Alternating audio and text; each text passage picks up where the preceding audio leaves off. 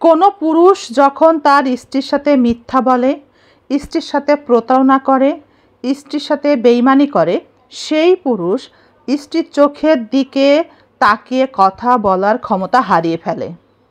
সে বাহির থেকে যখন বাসায় ফেরে তখন স্ত্রীকে এড়িয়ে চলার চেষ্টা করে।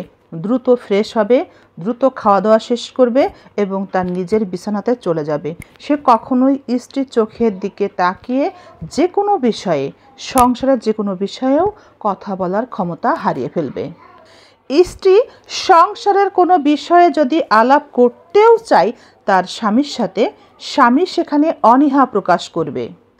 যদি কোনো নারীও এভাবে মিথ্যা বলতে থাকে প্রতিনিয়ত স্বামীর সাথে, তবু তার আচরণও কিন্তু একই রকম হয়ে থাকে।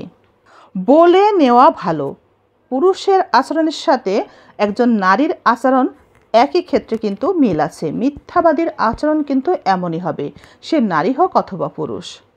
সংসারের টুকিটাকি খুঁটিনাটি বিষয়ে যদি কোনো আলাপ করার প্রয়োজন পড়ে, তবু সেই স্ত্রী তার স্বামীর কাছ থেকে কোনো সহযোগিতা পাবে না। স্বামী কোনোভাবেই তার সাথে আলাপে বসতে চাইবে না। সে নানা রকম অজুহাত দেখিয়ে স্ত্রীকে এড়িয়ে চলবে। কোনো দ্রব্যে আসক্ত পুরুষ স্ত্রীর সাথে সুস্থ হওয়ার পর আলাপ করে, ভালোবাসার আলাপ, তাকে সময় দেওয়া। কিন্তু যদি পরকীয়া এবং কোনো দ্রব্যে আসক্ত থাকে, দুটো একসাথে, নারীতে আসক্ত এবং কোনো দ্রব্যে আসক্ত পুরুষ কখনোই স্ত্রীকে সময় দিবে না এবং স্ত্রীর সংসার বিষয়ক কোনো আলাপ আলোচনার সাথে সে নিজেকে যুক্ত রাখতে চাইবে না।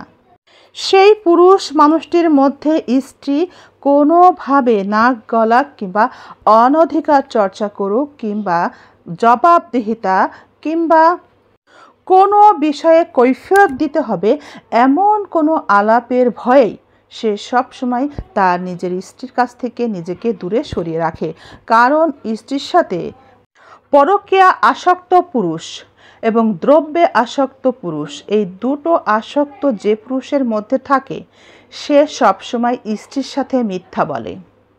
তাই স্ত্রীর কাছ থেকে সবসময় নিজেকে আড়াল করে চলতে পছন্দ করে। স্ত্রীর সাথে অনেক কিছু গোপন করে চলে বিধায় সংসারের সকল গুরুত্বপূর্ণ বিষয়েও স্ত্রীকে কোনো অধিকার দেওয়া হয় না। এক্ষেত্রে স্বামী নামক মানুষটির এক কথাই হয় শেষ কথা। স্ত্রীর কোনো কথা বলার সুযোগ বা অধিকার দেওয়া হয় না। মুখে মুখে স্ত্রীকে অনেক স্বাধীনতা দেওয়া হয়, কিন্তু যখনই স্ত্রী কোনো কিছু করতে যাবে দেখা যাবে বাস্তবতায় তার কোনো স্বাধীনতাই নেই। স্বামী যদি কোনোভাবেই পরকীয়া সম্পর্কে জড়িত থাকে, তবে স্বামী মিথ্যা বললেও স্ত্রী কিন্তু ঠিকই বুঝতে পারে।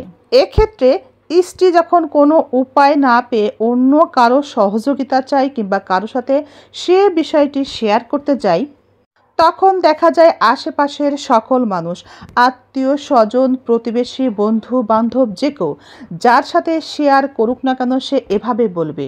এটা হতে পারে না।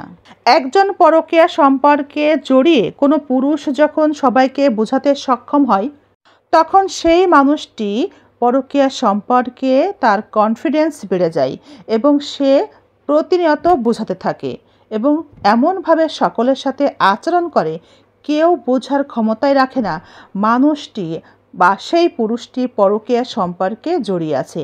একমাত্র তার স্ত্রী বুঝতে পারে মানুষটি পরকীয়া সম্পর্কে জড়িত। পরকীয়া সম্পর্কে জড়িয়ে থাকা পুরুষটি সকলকে বোঝাতে পারে, সকলের সাথে তাল মিলিয়ে চলতে পারে, সবার সাথে অ্যাডজাস্ট করে চলতে পারে, কিন্তু স্ত্রীর সাথে কোনোভাবেই মানিয়ে চলতে পারে না। সেই ক্ষমতা পুরুষটি হারিয়ে ফেলে। এটা আল্লাহ প্রদত্ত একটা অযোগ্যতা তার মধ্যে চলে আসে। কিছু পুরুষকে দেখা যায় তারা বাহিরে পরকীয়া সম্পর্কে থেকে তাদের সাথে যেভাবে ব্যালেন্স করে চলে, ঘরে ফিরে স্ত্রীর সাথে ব্যালেন্স করে চলার চেষ্টা করে, কিন্তু ব্যর্থ হয়। স্ত্রী তার ব্যালেন্স করে চলা দেখে শুধু ভাবতে থাকে এই মানুষটি তাকে কিভাবে ঠকাচ্ছে। আমার মতো একজন মানুষ তার সঙ্গী হিসাবে পেয়েও সে কিভাবে পরকীয়া সম্পর্কে জড়িয়ে সময় কাটাচ্ছে, এটা ভাবতে একজন স্ত্রীর অনেক বেশি কষ্ট হয়, মানতে কষ্ট হয়। কিন্তু পুরুষ মানুষটি পরকীয়া সম্পর্কে জড়িত থাকা নারীটির সাথে তার নিজের একটা সম্পর্কের নাম দিয়ে তাকে নিয়ে সে নানাভাবে আনন্দের সময় কাটায় বাহিরে। এখানে দুজনকে কেউ বিয়ে করার প্রতিশ্রুতি দেয় না বিধায় সম্পর্কের একটা নাম দিয়ে সবার সাথে সুন্দরভাবে পরিচয় করিয়ে দিয়ে সময় কাটাতে পারে। দুজনকে বিয়ে করবে না বিধায় একে অপরকে সময় দিয়ে আনন্দে তারা দিন কাটায়। সম্পর্কের মধ্যে সরলতা এবং খুব স্বচ্ছতা থাকে এবং কোনো ভয়ও কাজ করে না। কিন্তু অপরদিকে পুরুষটির জীবনসঙ্গী ঘরে অসহায় এবং প্রতারণার শিকার হয়ে দিন কাটায়।